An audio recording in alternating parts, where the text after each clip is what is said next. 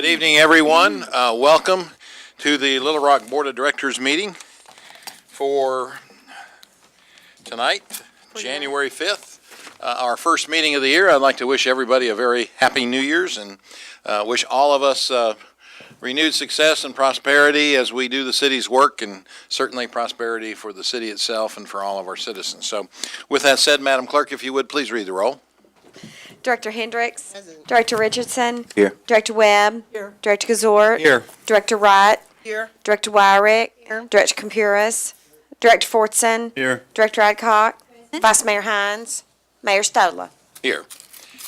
If I'd like to call on City Director B.J. Wyrick for the invocation, please. B.J.? Thank you, Mayor. Let us pray. Heavenly Father, thank you for this day and allowing us to meet in this public forum. As we begin our first meeting in 2016, we pray that you will continue to guide this board, our mayor, and our city manager to do the right and correct thing for our citizens. We thank you for the employees of our city. Guide them and give them strength to continue serving our city this year. We thank you for our city manager, our police chief, our fire chief, and we ask that you give them strength to continue to lead the progress in our city. We also thank you for our mayor and city board members for their service. Be with each of us as we travel home. We pray for safe travel for all. Amen. Amen. If you would, please stand and join me in the Pledge of Allegiance. I pledge allegiance to the flag of the United States of America and to the republic for which it stands, one nation, under God, indivisible, with liberty and justice for all.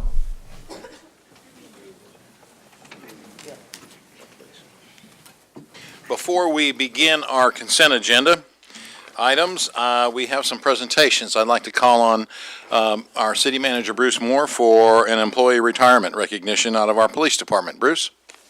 Thank you, Mayor, members of the board. Tonight we are here to recognize a long-serving captain in our police department, Captain Patrice L. Smith. Captain Smith has 33 years of service with the city. Some of her awards and honors, and she's received numerous letters of accommodations and acknowledgments for excellence in service to the community. She's also received them from other law enforcement agencies across the country, as well as numerous professional law enforcement organizations. Her favorite memory of working for the city includes cherishing her continuous interaction with the public and community work throughout the years. Captain Smith also took pride in the development and teaching of officers to ensure they were equipped with all the tools necessary for a successful and productive career. Her plans for retirement include just returning from a one-week trip to Disney World, a cruise next month, and a European trip this fall. Captain Smith will continue to travel with her daughter, Egypt, and also plans to live by coastal for a while. At this time, I'd like to ask Assistant Chief Alice Falk to come forward. Chief Buckner is still on his vacation, so Chief Falk, would you come forward and make a few comments?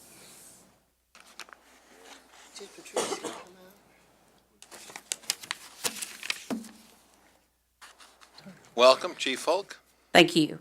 Tonight, I've got the honor and privilege of recognizing Captain Patrice Smith, and I just kind of wanted to give a rundown of her career. If you all, haven't followed it, she's been here, like you said, 33 years and given a lot of dedication to the department. She started on July 5th, 1982 as a patrol officer.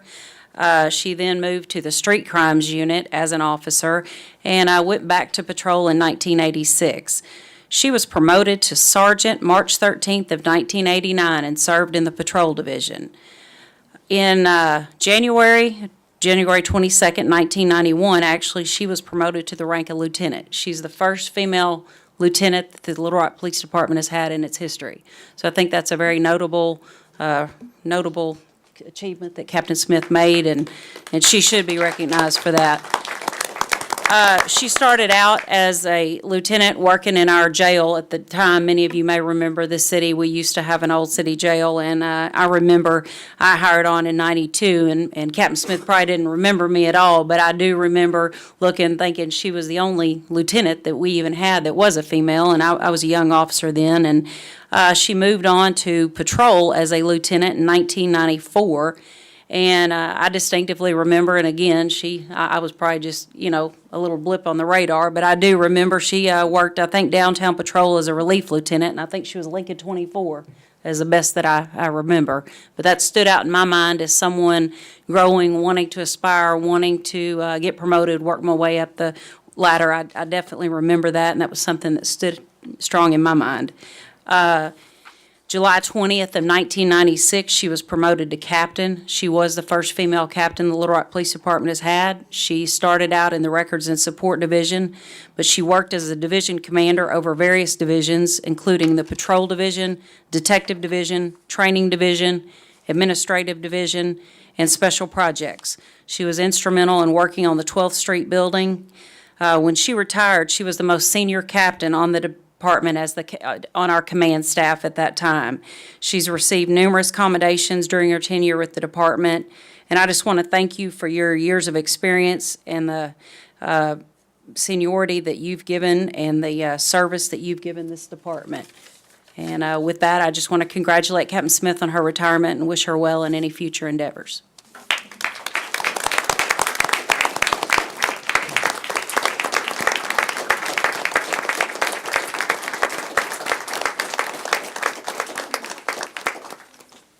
Captain Smith, on behalf of the city of Little Rock, the citizens of this city, we appreciate your service of 33 years. We also recognize the many firsts that you've accomplished throughout your career with the Little Rock Police Department, and we wish you much success in your retirement. Thank you.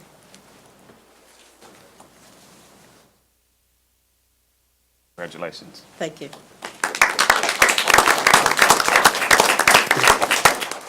The first thing I want to do is thank God, who is first and always has been in my life.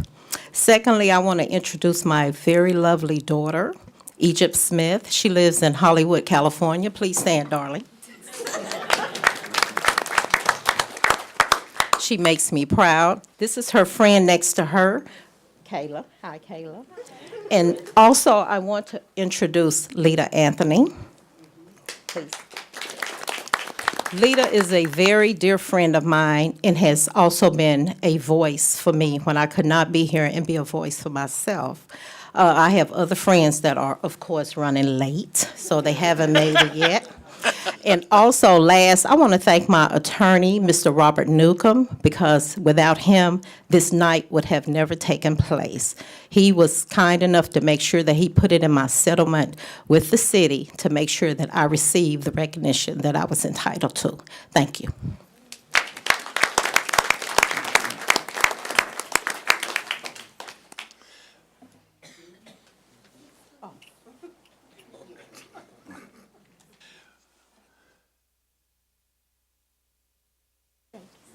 Captain Smith, thank you for all your years of service to the citizens of Little Rock and for all of the many firsts that you set in breaking so many barriers for a woman and also for a police officer. So, and for an African-American woman as well. That is a great compliment to you and your tenacity and what you've done and what you've committed yourself in terms of the safety of our citizens. So thank you very, very much on behalf of the Board of Directors. And I don't know, but I sure wish I could get your travel schedule.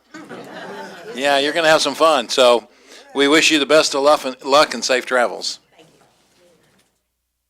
Did you want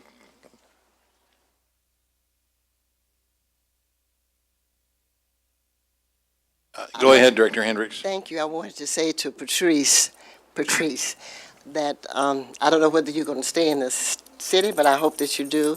I've known Patrice for a long, long time. In fact, when my daughter was with communications with the city of Little Rock, they were real close. So Patrice seemed like one of my own, and wish you Godspeed.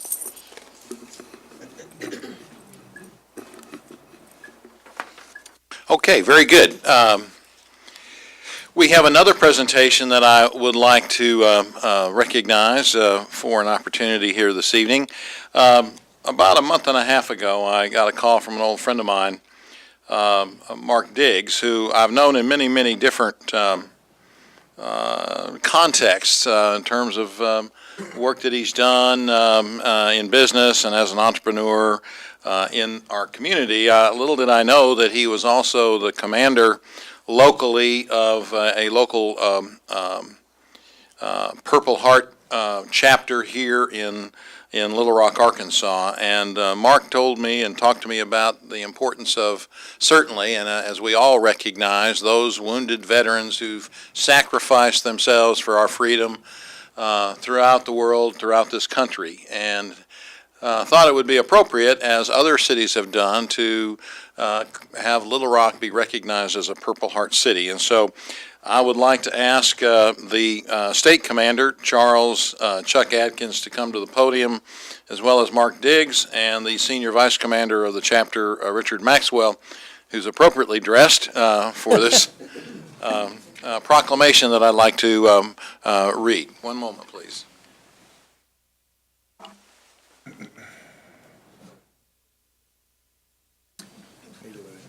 Oh, yeah. That's right. He's going to need to be there first.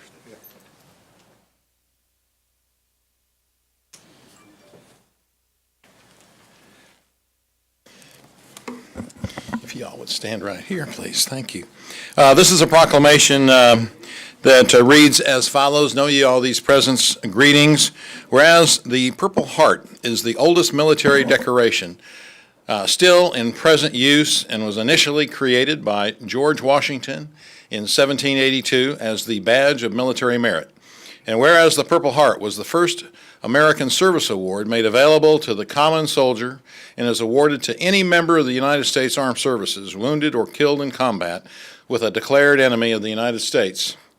And whereas the mission of the Military Order of the Purple Heart, chartered by an act of Congress, is to foster an environment of goodwill among the combat wounded veteran members and their families, to promote patriotism, to support related legislative initiatives, and most importantly, to make sure that we never forget the sacrifices made by those so decorated.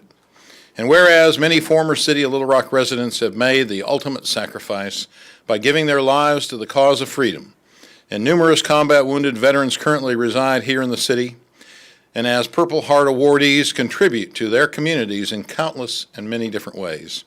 And whereas we appreciate the sacrifices our Purple Heart recipients have made in defending our freedoms, and believe it is important that we acknowledge them for their courage and to show them the support that they have earned, and whereas the City of Little Rock wishes to pledge its strong support to the Military Order of the Purple Heart, and for those who put their lives at risk in services to their country and for their fellow citizens, now therefore I, Mark Stodola, the Mayor of the City of Little Rock, Arkansas, do hereby proclaim on January 5th, 2016, Little Rock as a Purple Heart City, and urge all citizens to take the time to acknowledge all those who are inspirational in their efforts and commitment to make this city a better place.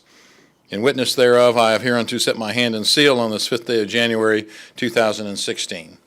Gentlemen, on behalf of all of the Purple Heart awardees, thank you so much for what you do and for what your members do, for helping keep us safe in this country and in this world. Mark, thank you. Thank you, sir. Thank you.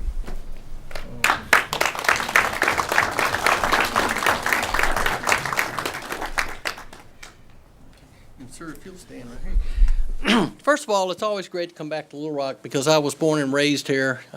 Grew up out in Meadowcliff. Matter of fact, Chief Coney and I used to give our local law enforcement officers quite a fit when we were out there. Floyd Van Horn, Officer Van Horn, used to chase us all over the place. Graduated from Little Rock Central in 1974, and I still have family here. My brother Brian is a battalion chief with the City of Little Rock, works over at Central. But Mayor Stodola, members of the City Council, and residents of the great city of Little Rock, Arkansas. As Mayor Stodola mentioned, the Purple Heart is specifically a combat decoration, and it is our nation's oldest military medal. It was created by General George Washington in 1782 and originally known as the Badge of Military Merit. It was awarded to 3 enlisted soldiers in Newburgh, New York, and then faded from use shortly thereafter. The award was reestablished in 1932 by the President of the United States per War Department General Orders 3 and renamed the Purple Heart. And the criteria for presentation stated, it is awarded to members of the United States Armed Forces who are wounded by an instrument of war at the hands of the enemy, and posthumously to the next of kin in the name of those who were killed in action or die of wounds received in action. In 1973 and again in 2015, the criteria for awarding the Purple Heart was amended to include the U.S. service members being wounded or killed by attacks or acts committed by terrorist groups against the United States or countries friendly to the United States. And as you all know, we had the Little Rock Recruiting Station, and that's where we awarded Quentin Ezeaguola his Purple Heart Medal. And I would like to say that he is now also a member of Chapter 431 in Little Rock. The heritage that the Purple Heart Medal represents is sacred to those who understand the price paid to wear it. Established in 1992, the purpose of the Purple Heart Trails and Cities program is to create a symbolic and honorary system of cities, highways, bridges, or other monuments that give tribute to the men and women who have been awarded the Purple Heart Medal. It accomplishes this goal by placing a visual reminder to those who have paid a high price for our freedom to live and travel in a free society. Signs or monuments have been placed at various locations throughout the United States and its territories, designating those cities, highways, bridges where legislation or proclamations have been passed and signed to designate them as a Purple Heart Trail or city.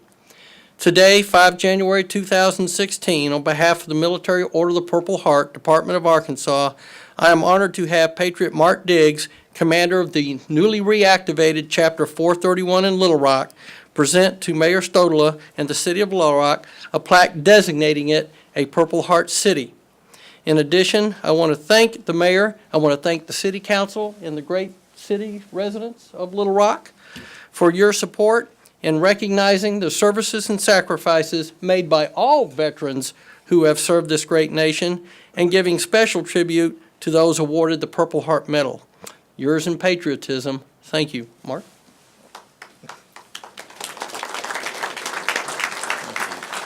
Mayor Did you Stodola, want to say? Mayor Stodola, we have a plaque that we like to award to the city and give it to you, honoring the city for recognizing Purple Heart veterans that are here in the Little Rock chapter specifically, but Purple Heart veterans and veterans everywhere. So we hope that you find a place to display this. In addition to this, there is a Purple Heart support pin that we hand out to people that and individuals and groups that are recognized for supporting Purple Heart veterans. And I'd like to give you one, and we brought one for every director, and I just dropped it. That's right. Yeah. You can tell where I got my Purple Heart. My hand, it doesn't work, man. I call them inefficiency medals. I tried not to get it, so. Yeah, it's not one we went. It's not one that you want, believe me. Thank you so much. Thank Thank you. you for your friendship. Well, over thank the you, years. Mark, and on behalf of the citizens of Little Rock and my colleagues on the city board, we're happy and very honored to be a Purple Heart City, and we will display this in City Hall in a very prominent location so our citizens that come visit us recognize that we are a Purple Heart City. Thank you. Thank you very much. We'll get your communications lady to get a group photo. Sure, I And then think she'll right do after- that right now. Right after that, Go ahead. Patriot Maxwell is going to present pins to the rest of your city directors. Thank you. Could you get a close one that you can send, that I can send it actually? They gotta be able to read it. They have to be able to read it before they post it to the national website. Thank you. Thank you so much.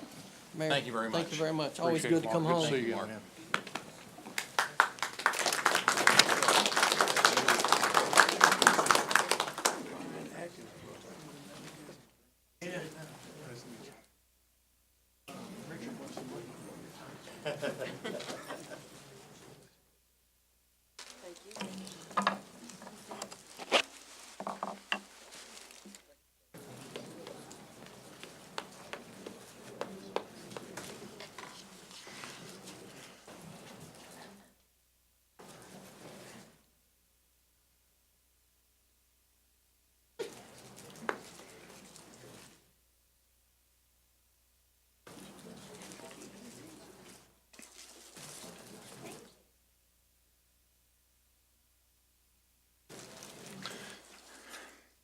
Again, thank you very much, Richard. Okay, we have another very special presentation to make before we get into the agenda, and I'd like to call on our city manager, Bruce Moore, for a presentation that's coming from our Little Rock Fire Department. Thank you, Mayor and members of the board. This is a very exciting day for the Little Rock Fire Department and for the city of Little Rock, something that as an organization and as a department, worked on for quite a number of years. And at this time, I'd like for our fire chief, Chief Summers, to come forward and make a few comments and then introduce our guests. Chief Summers. Thank you, City Manager Mark Stoller, Mayor, and Vice Mayor's absence, and the City Board members. Yes, today is a very special day for the Little Rock Fire Department, and we're very excited about it. We talk about our vision statement, serving with pride, excellence, and national recognition. And members of the organization had no doubt that we serve with pride, that we serve with excellence, but some of us question whether we serve with national recognition. I've been exposed to fire chiefs around the country. Some of our fire officers have been to the National Fire Academy, so they've been exposed on a national level. But that distinction of being nationally recognized still somewhat eluded us in our mind. But the goal of the organization has been for several years, as Bruce stated, to be one of the best fire departments, not only in the state of Arkansas, but in the nation. And getting our recognition as a Class 1, ISO Class 1 designation from a national organization is huge. But we couldn't have done that without the members of the organization doing certain tasks that were needed to do. I'll give you a few examples. Increasing our pre-fire plan inspections and making sure that they're accurately documented, making sure that every apparatus have the proper length of ladders on it, making sure that all the equipment is in place, making sure that we record all of our training hours properly, making sure that we do all of our inspections, our fire prevention efforts. So I would like to just give you an example of how important this is. We've got members from previous Citizens Fire Academy, so those alumni that are present, would you please stand?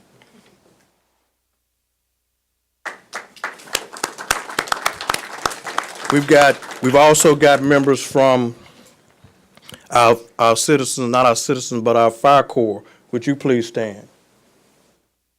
Thank you. And not to mention the men and women of this organization that have done a tremendous job in helping us achieve this accomplishment. I want to ask those guys to please stand under the direction of Chief Coney.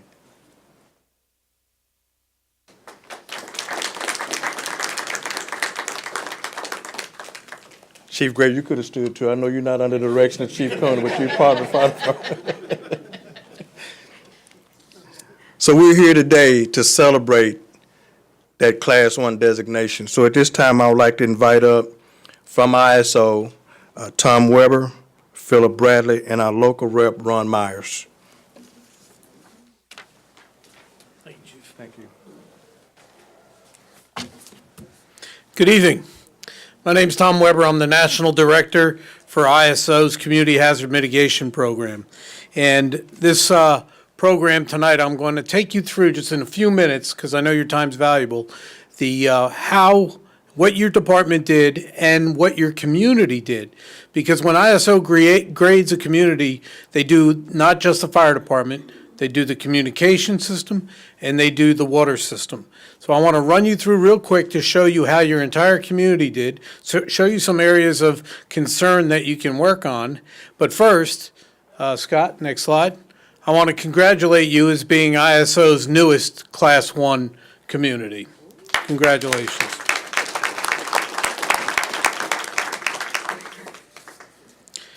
Class 1 is important. It's important because it shows to the community how your protection is for fire, the delivery of water systems, and emergency communications. It actually demonstrates to them what your mission is. We're able to help you prove that you're one of the premier departments in the entire country through this grading system. Next slide, Scott. ISO's Public Protection Program accurately measures the effectiveness of public fire protection for 47,000 fire districts across the country. 47,000. We consider the overall fire suppression capability relative to the risk in the graded area. So we're looking at how you perform based on the risk in your community. And we know that better fire protection, as measured by the PPC, generally leads to a better loss experience for insured structural damage. And basically what we're saying there is better the fire department, lower the loss, lower the insurance costs. Next slide. Community fire suppression evaluation is, like I said, not just the fire department. We call it the Fire Suppression Rating Schedule, the FSRS, and it's based on your first alarm response to a building fire. The schedule has 105.5 points, and it is an acknowledged and accepted measurement of communities' fire suppression capabilities. We use proven references to establish this standard. We use the American Water Works, we use APCO International, which is your communications standard, and we use the National Fire Protection Association. Next slide. Here's a grading schedule. It's real simple. A 90 to 100 plus is a class 1. A class 10 is no fire protection at all, and that would be a score of 0 to 9. And there are some class 10s in the country, but believe it or not, there's still a great majority, and we'll get into a slide, of class 9s throughout the country. And we're working to help those class 9s improve. A lot of the class 9 situation is lack of water, and we'll show you how important water is. Next slide.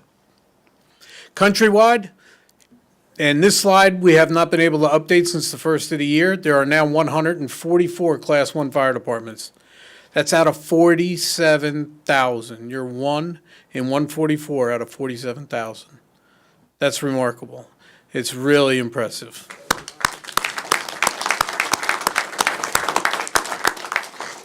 And for your state, the next slide. In Arkansas, you're number 4. 4 out of all the fire departments in Arkansas. And you can see the situation with the class 9s, areas without water. Otherwise, the state is pretty much in the middle, 4, 5, 6. And that's pretty common throughout the entire country. Next slide. This shows you the public protection classifications throughout the United States, so you can see where you fit in. You can see that there are 1 to 5s are the green, 6 to 8s are the yellow, orange is 8B or 9, and 10 is where there's no fire protection at all. You can see that's kind of minimal throughout the country, but there are areas that need to be worked on. Next slide. What we evaluate is the communications infrastructure. We evaluate the capability of the emergency communications system and how they effectively handle calls. We evaluate fire mitigation. We assess property distance to the legal first responding fire station. So it's still important how far away your fire station is from the properties throughout the community. And strategically placed fire stations had a big impact on your schedule. We assess the fire department, their ability to effectively establish an initial attack. We look at their personnel, we look at their training, and we'll show you your scores. We look at the water supply system, the maintenance, condition of hydrants, pumps, and storage. And now we look at community risk reduction. Under this new schedule, we are proactive like the fire service has been for the last 20 years, where we want the communities to be safe. We'd rather prevent the fire from ever occurring than have to respond to it. And we give 5.5 points for community risk reduction. Next slide. Emergency communications, we look at the type of system you have, advanced or basic, computer-aided dispatching, training certification, available communication circuits, emergency power and dispatch recording. Next slide. And how you did in emergency communications is, I would say, kind of below average. This was the one area that you have opportunity for improvement. Under emergency credit reporting, you got 2.4 out of 3 points. That's not bad. Telecommunicators, you got 1.81 points.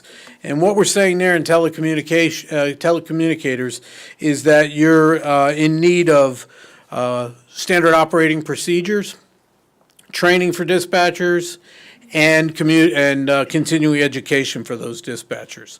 And I've been told tonight, talking with a few people here as we came in earlier today, that's in the works, and that's good to hear. So you need to continue to support that to improve that score. Under credit for dispatch circuits, it's just because your CAD right now is not interoperable, and also Ron had mentioned to me tonight that that's in the works. So those are all good things. Next slide. Fire department, we look at engines, reserve engines, pump capacity, ladder service, and reserve ladders. We look at the deployment analysis, which I'll talk about in a second, personnel training, and operational considerations. Scott? Credit for engine companies was perfect. Reserve pumpers, perfect. Pump capacity, again, full score. Ladder service, full score. Just shy a couple ticks on probably equipment on reserve. It's nothing to even be concerned over. Deployment analysis, 9.28 out of 10 points is very good. Your deployment analysis, in the past, we used to determine it on 1.5 miles from a fire station and 2.5 for an engine company and 2.5 for a ladder company. We've gone to performance-based, and what that means is we actually look at how your department responded to working structure fires within the last calendar year. And we then take their average, not even average, but the percent of time that they were there in 90% of 4 minutes or less travel time. And for you to get 9.28 points, you're probably running about 85% of the time, 85 percentile, that they're there in 4 minutes or less. That's exceptional. In the past, 1.5 miles and 2.5 was not a good way to measure your performance because your stations are spread out a lot further than that. So you picked up a lot of points in that area, and it's important that you continue to maintain, the fire department continues to maintain those response capabilities to get there 4 minutes or less with the turnout time of 80 seconds. Company personnel, you got 9.58 out of 15. That's probably the best you're going to do in personnel. You're staffed relatively well for the type of department that you are. Departments that are getting higher points in that area are also the EMS transport departments, and their firefighters on the ambulances count towards their staffing. Other than that, fire departments do not do ambulance transport are scoring about the same range that you're scoring. Training for credit is excellent. You've got 8.89 points out of 9. That's one of the highest scores I've seen for training, and that's a credit to the department to make sure that they keep that up.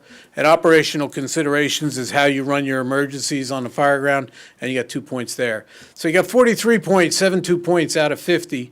There's a little area that you can make up in staffing. I don't think that'll change, so you need to maintain what you have in the other categories. Next slide.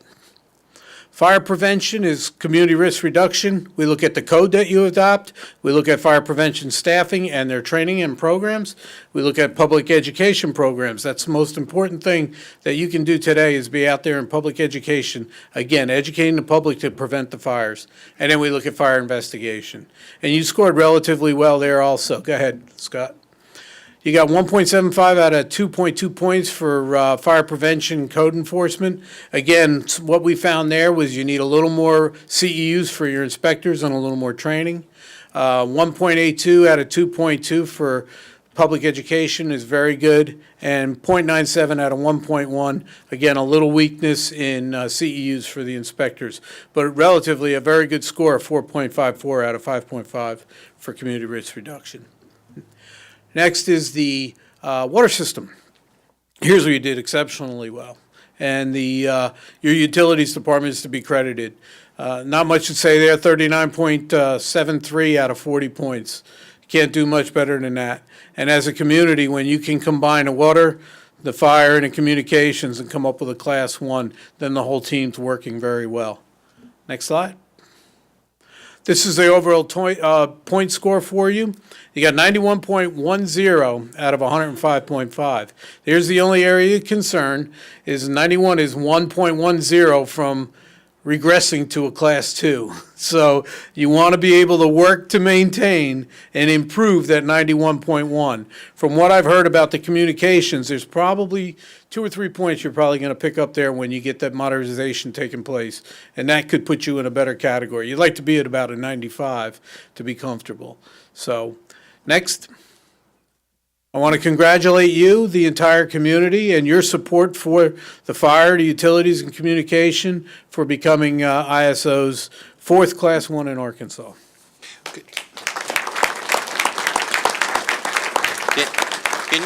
Can you explain what that divergence minus credit was for? The divergence, I got to look at the number myself. Divergence is the difference between the points that the fire department gets and the points that the water department gets. You can't, they have to be close to equal to have no divergence. So consequently, because the water department was almost perfect, and the fire department had weaknesses, mostly in the staffing area, that's why the divergence. That equals them out. We get a minus for that. Divergence is always a minus. It's never a positive. It's either 0 or a minus. Okay. All right? Well, thank you very much. We're proud of our department, and obviously it gives us a little room for growth. But it certainly is a great opportunity to tell our citizens not only what our fire department's doing, but I suspect that when we talk to our insurance consultants about this, it'll help our citizens with their insurance rates as well. I think one of the most key factors that I've seen a lot of communities do, and they take advantage of this, is to promote the community for future business growth. And that's something you want to keep in mind. I think that's an excellent tool for you to use, that you can actually convince people maybe to move or start businesses in your community because of the level of protection that you have. Very good. We have a few directors who wish to comment. Let me go ahead and begin calling on them. Director Fortson, you're recognized, please.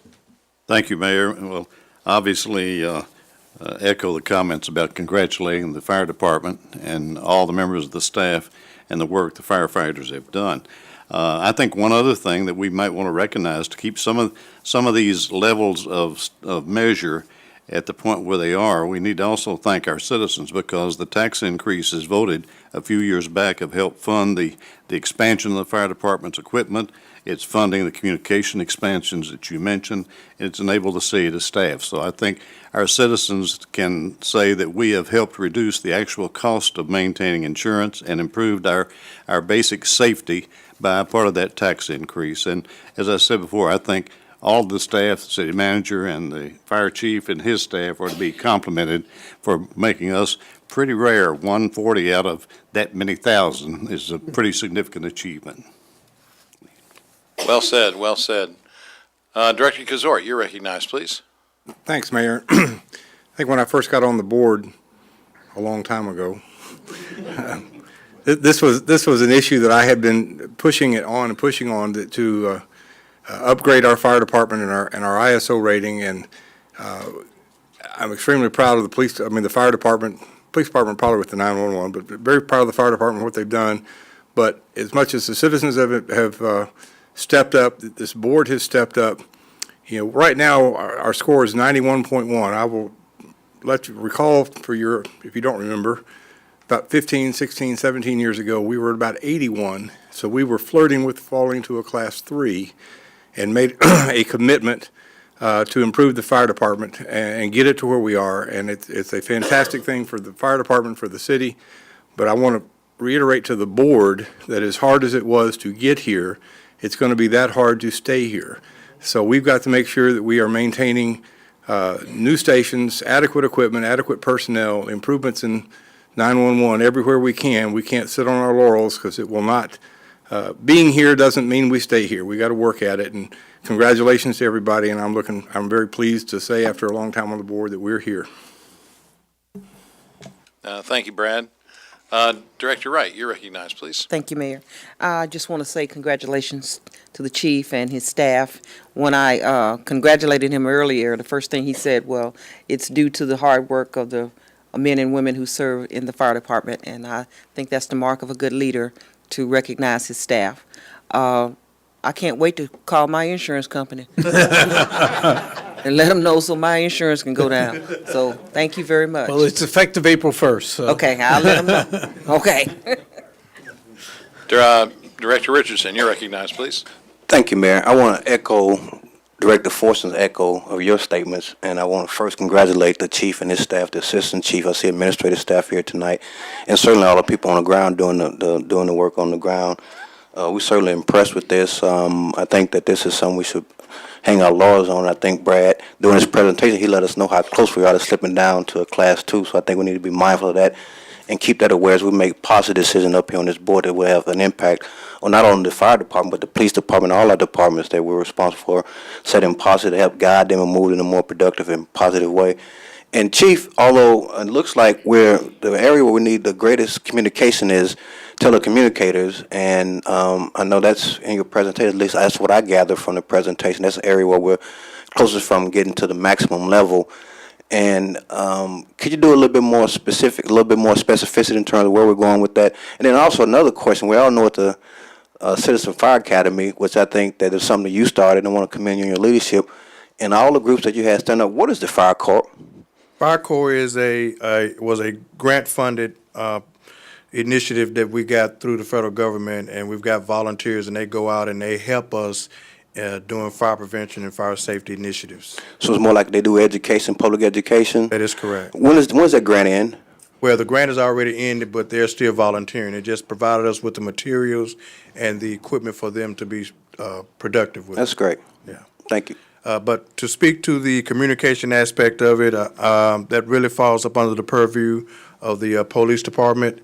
And I think that with some of the things that we're looking at in our CAD system and trying to get some updates, I think we are on target to do what we need to do. It's going to take a commitment. And I want to say I appreciate the commitment from the board, the mayor, and the city manager for supporting the fire department and public safety. But I think we're going in the right direction to address those issues. Thank you, Chief. Thank you, and thanks for being with us tonight. How often do we get reviewed? We're working now towards a 4-year schedule. A 4-year schedule? 4-year schedule. So we maintain this, do we maintain this rating for the next For 4 4 years? years. Okay, so you give us a chance to, in 4 years, we're gonna get that number up there a lot higher. That's perfect. That's You what know, wanna we've strive got our for. inveterate reporter with the Arkansas Democrat Gazette out here, and I'm sure the headline tomorrow is going to be that the city achieves an ISO Class 1 rating.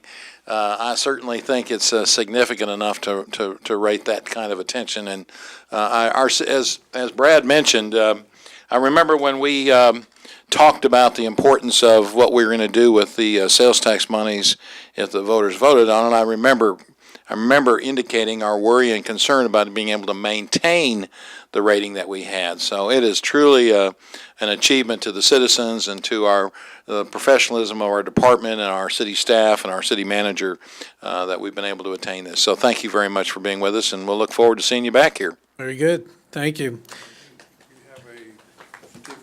Yeah, can you come down and report and we'll present it to you? Oh, sure. Do you have it? You got your copy? City manager?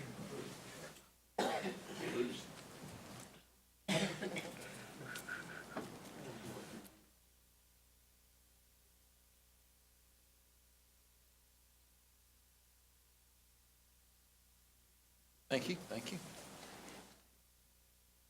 That'll work. Chief, get in.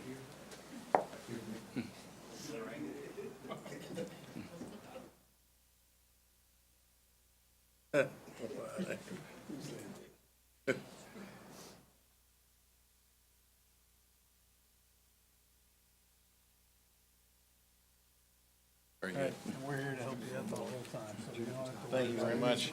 Thank you. Thank you, Bruce. Oh, you want to get another picture? I think they want to get one more. Sure. Here.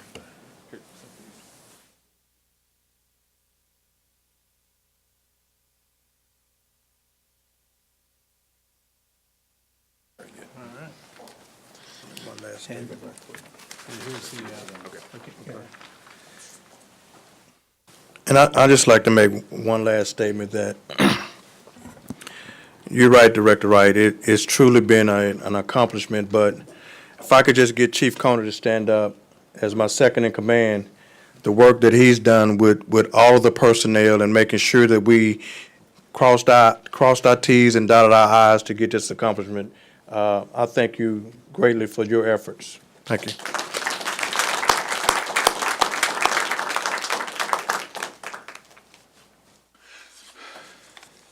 Okay, I think we're complete with our presentations this evening. And we have a relatively short agenda. Madam Clerk, I'd like you to read items 1 through 6 with the exception of item 3, which I've been asked to hold separately. So 1 and 2 and 4, 5, and 6, please. First. A resolution to authorize the city manager to enter into a contract with WatchGuard Video Company for the purchase of 32 in-car camera systems for the Little Rock Police Department in the total purchase price of $157,204.16, utilizing the Houston-Galveston Area Council Cooperative Purchasing Agreement, and for the purposes, a resolution to authorize the city manager to enter into a contract with Motorola Radio Systems for the purchase of 32 mobile radio systems for the Little Rock Police Department in the total purchase price of $142,403.96, utilizing the Arkansas State Contract Purchasing Agreement, and for the purposes, a resolution to approve the participation of the City of Little Rock in an insurance pool administered by the Arkansas Municipal League for certain litigation costs, expenses, and coverages, and for the purposes, a resolution to authorize the city manager to award a contract to Redstone Construction Group Incorporated in amount not to exceed $386,756.40 for improvements to Gamble Road, and for the purposes funding from the 2012 through 8-cent capital improvement sales tax. A resolution authorizes the city manager to award a contract to Township Builders Incorporated in an amount not to exceed $2,700,902 for Pinnacle Valley Road improvements, and for the purposes funding from the 2013 limited tax general obligation capital improvement bonds. There's a motion and a second to adopt the consent agenda. Is there any discussion? Hearing none, all in favor indicate by saying aye. Opposed, say nay. The resolutions have passed. And now if we could have the reading of item 3, and then we'll ask for any discussion there might be on that item, please. A resolution to amend the identified funding sources for the 2013, 2014, and 2015 expenditures in various wards for capital projects funded from the proceeds of the 3/8-cent capital sales and compensating use tax and the 2013 capital improvement bonds for street and drainage, and for the purposes. Okay, thank you. I have Director Adcock who wishes to ask a question about this Mr. item, please. Moore, when I read this afternoon and then talked to you and Mr. Collins, I found this kind of upsetting, because to me it was us moving money around. And then whenever I looked at the different wards in here and the listing under each ward, it seemed like we had done very little, and I knew that some of these projects had not been done, and some of these perhaps had been done. I ask you to provide for us a listing of which one of these projects on this has been done and which one hasn't, and then to explain to us exactly how we're moving this money around and how it's going to be repaid. Sure. And coming around right now is the status of each project per ward. Also at your table in front of you, there's 2 copies of 2 resolutions. One is the resolution that you all adopted back in May of 2013. If you remember, the first year of 2012, staff presented a list by ward, and the board adopted that to give us time to go out to the community and ascertain what projects we wanted to do in each ward. We came back then, and by resolution, said, here are the projects we're going to do by ward. But we also, at the time, we divided, if you look in section 1, again, I'm looking at the 2013 resolution, we said, okay, here are the projects we're going to do with the sales tax in Ward 1, and then in section 2, here are the projects we're going to do with the bond money. And so that was consistent throughout the resolution. Back in, the last time we did a bond issue in 2004, the staff and the board's goal was to expend or encumber 85% of the money within those 3-year periods. We actually met that goal, and that was always our intention with this first bond issue of $55 million. But the rules have gotten a little stricter now as far as what expenditure means, and it doesn't mean expenditure and encumbered. It means actually spent. So, for instance, a good example of that is one of the projects that you all just approved, like item 6, which was $2.7 million for Pinnacle Valley Road. Usually after the board had taken action, we would say this money is now encumbered. But what the RAS is saying is that, and legal counsel is saying that it really means you have to have it spent. So what we did was, just so we really wouldn't confuse anybody, we can, on the new resolution before you, we list every project that the board approved. The only ones that are changed are the ones that, I think there are 2 or 3 that we've come back to the board and after some public input saying we want to do something different. So I thought it was important from a consistency standpoint to show we're still doing all the projects we said we were going to do. And the main difference is, instead of having them divided by bond money and sales tax money, we're saying, here's all the projects we're going to do in this ward. We're still going to do all the projects. They're still going to be pretty much on time, we feel, by doing this. We'll meet that 85% expenditure by June of this year. And as you know, just to clarify, we've already had one public input session in the wards for the second phase, which would be about $2.6 million in each ward. So that money is still there for the wards for phase 2. And then what you have before you that I just passed out is an update on the projects by ward. So even though you have all of the projects on here, we are showing that here are the ones that have been completed. But I thought from a consistency standpoint, I didn't want someone to look at resolution and we did in 2013 and then look at it in the one in 2016 and say, well, where did these projects go? So they're all consistent from what the board passed, and we're going to do each of those projects within the specified time frame. Okay, so all of the bond money that you take and use on the sales tax projects will be repaid by sales tax money from 2013 to 2015 and not taken out of 2016 to 2018? That is correct. Okay. I wanted to make sure that that was spelled out, that we're not taking money. Also, I had asked Mr. Honeywell's office to give us a list of all the streets that have been resurfaced and those still on this first 3-year plan that has not been resurfaced. Okay, and that's not included, but we are going to have that for you. Okay. And can you tell me when the list for the new street resurfacing for 2016 through 2018 would be fairly quickly. We want to come back to the board and get approval to move, at least so we have the list so we can move forward for the next phase. So definitely first quarter of this year. Thank you. Director Richardson, you're recognized, please. Thank you, Mayor. Bruce, I want to dovetail Director Axcott's question based on the answer you gave. You said earlier during your response, or you said the rules have changed and you've consulted with legal counsel. So for those who are quick to come to any kind of negative conclusion, that doesn't necessarily mean we were operating illegally. No. Well, you know, people. No, I understand. No.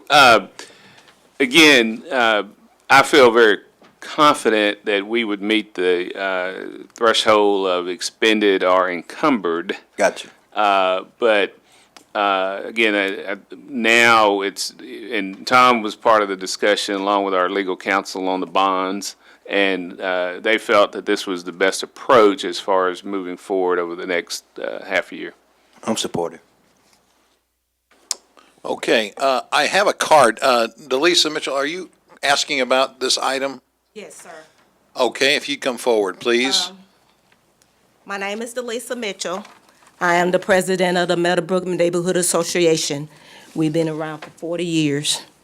And I just heard that the project 16-1-TR32, that's the Daisy Base Wright Avenue project, has been removed.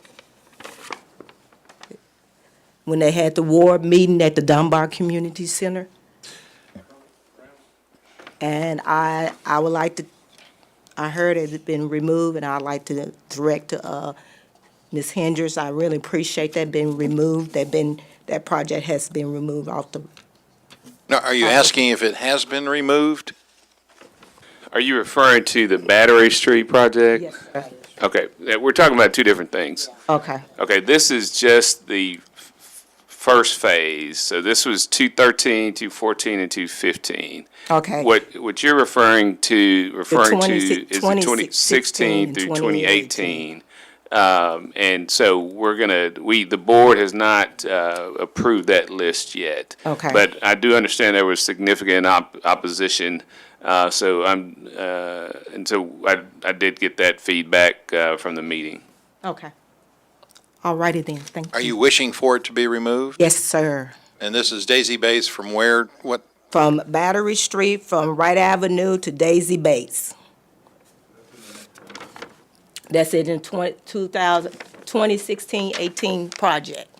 Okay, and can you tell me what your opposition to it was? My position is our street on 33rd and Spring, and 33rd and Center, and 33rd and Broadway. We have been asked for our streets to be fixed, and we've been asking for years. Not only, I'm speaking on the behalf of my mother, because she's not here, because she's been speaking about getting our streets and our neighborhood done. So that street was not on the list and you were asking to have it sir. added, is that correct? Yes, sir. We want this added to the list, And the other one taken off? Yes, sir. Okay. I was just trying to understand what. Yes, sir. That's what I would like for that to be done, because my mother been asking for years for our streets and our neighborhoods to be done.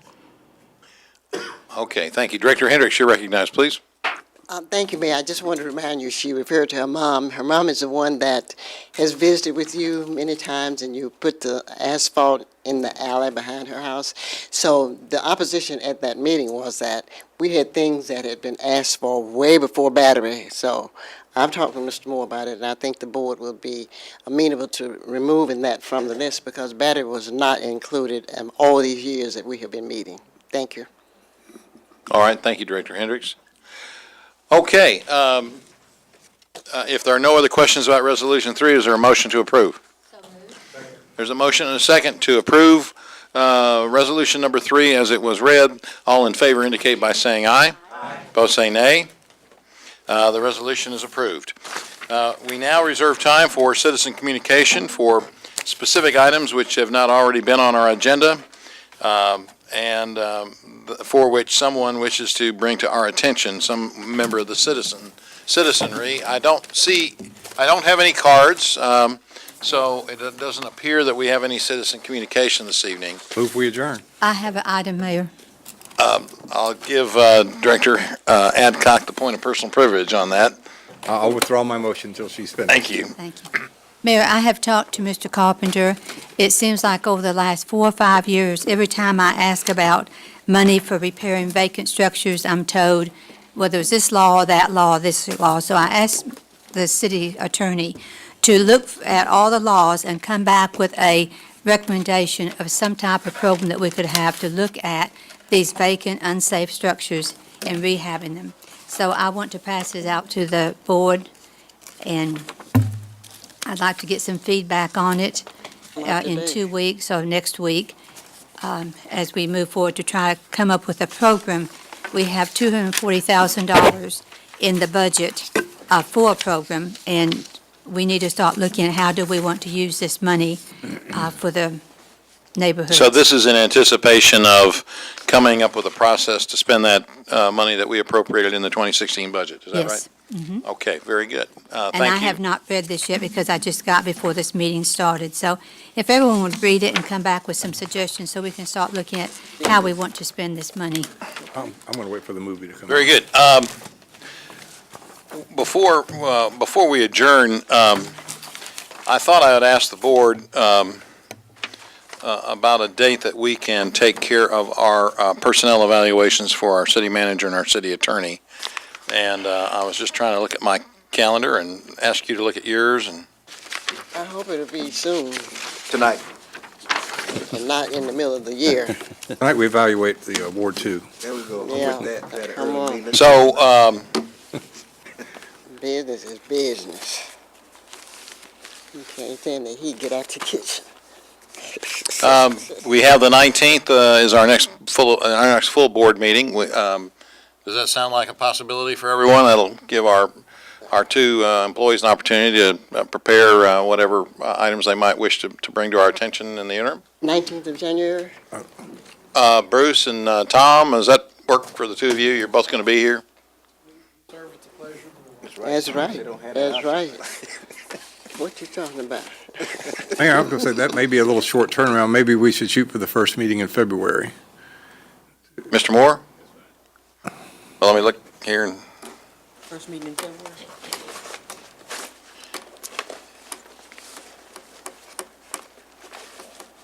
that's Tuesday the 2nd. Groundhog Day, just want to let you know. Okay, is that, Yeah. Bruce, are you here? And Tom, are you here? I am. I will just tell you, it is a long agenda. There's a lot of planning commission items coming forward, but I'm fine with the On the second. I'm fine with it. I just wanted to.